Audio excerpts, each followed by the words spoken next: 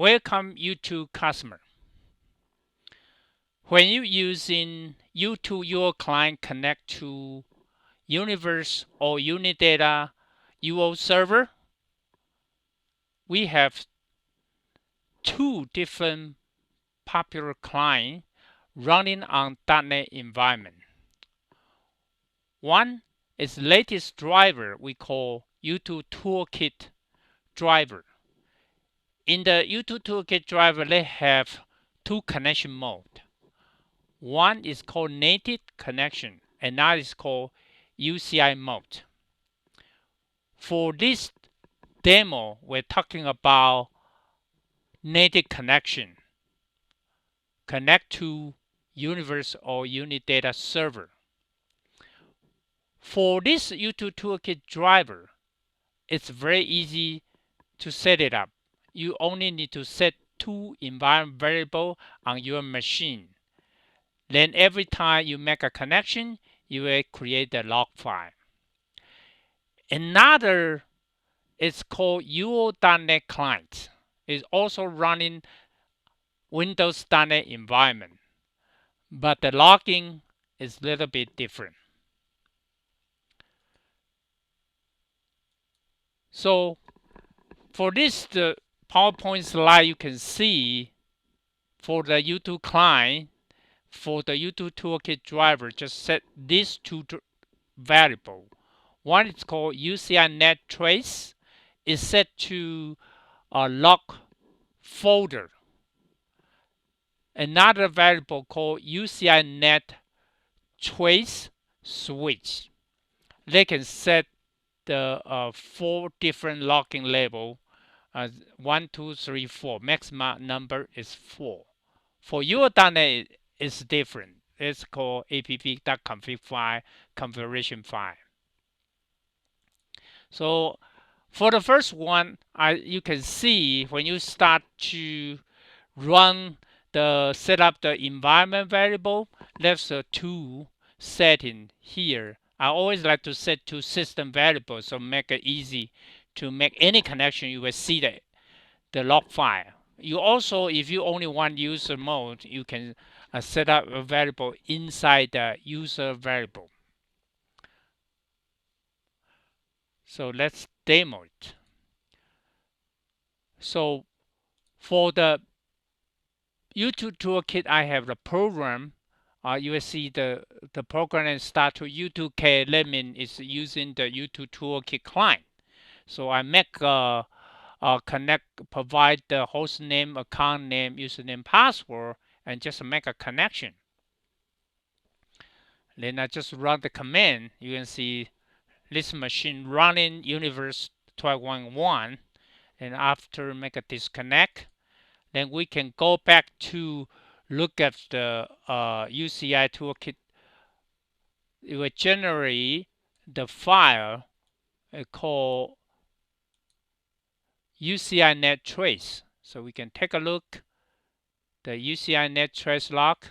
So from beginning, you will provide what kind which the U2 Toolkit client version running on this machine. So you see 223502. So they are all the detail to make a connection on the client log.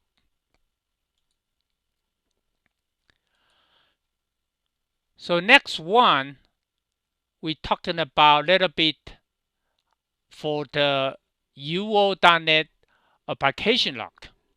So you can do the two different ways. One is when you develop the UO.NET application, you can put it inside the app.config file. They have a section. You can see the section called System Diagnostic.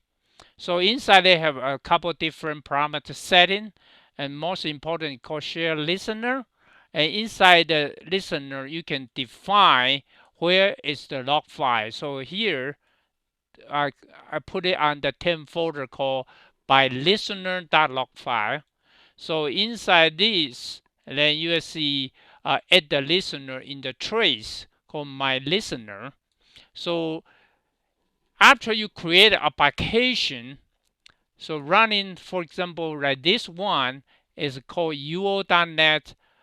UO.NET CMDVB is using UO.NET driver. So we can make a connection and do the same thing. This one connect to Unidata. It doesn't matter, Unidata universe. You will create the client log. So after create this log, we can go back to we define, put it on the inside the temp folder. That's the call my listener. That's the log file created by UO.NET application. So we can take a look. That's the UO.NET create the client log. So that's a UO.NET client log. So you see, let's call by listener.log. But sometimes you don't have a source code. You only have already compiled it. So we can run another way to create the UO.NET application log. So I copy the program called UONet log. That's the program here called UONet cmdvb.exe. That's the program, and that's the driver use. So I can delete the previous testing. So it's gone. So basically, you can put it called UONet cmdvb.exe .config file. So you can edit. So here I can change a little bit so we can see the difference. So for this one, I put in the ctemp UONet underscore log, another my listen underscore new log. So that's the configuration inside the program. So now run this program again. So you see, that's the new program running. I put the, for example, I intentional to set the wrong passwords. So you got the errors. So I can put the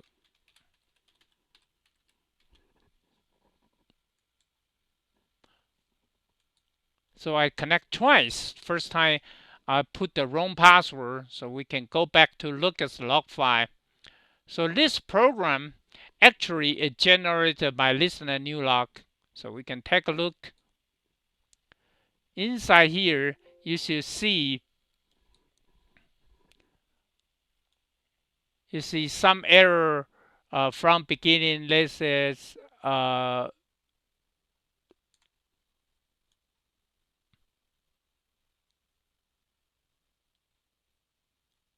so inside here, they should see the first part.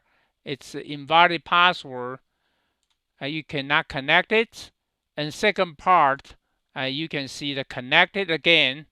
Then we run the command successful. So that's the second one to run it, a successful one. So the whole idea is put the .config file inside the program folder.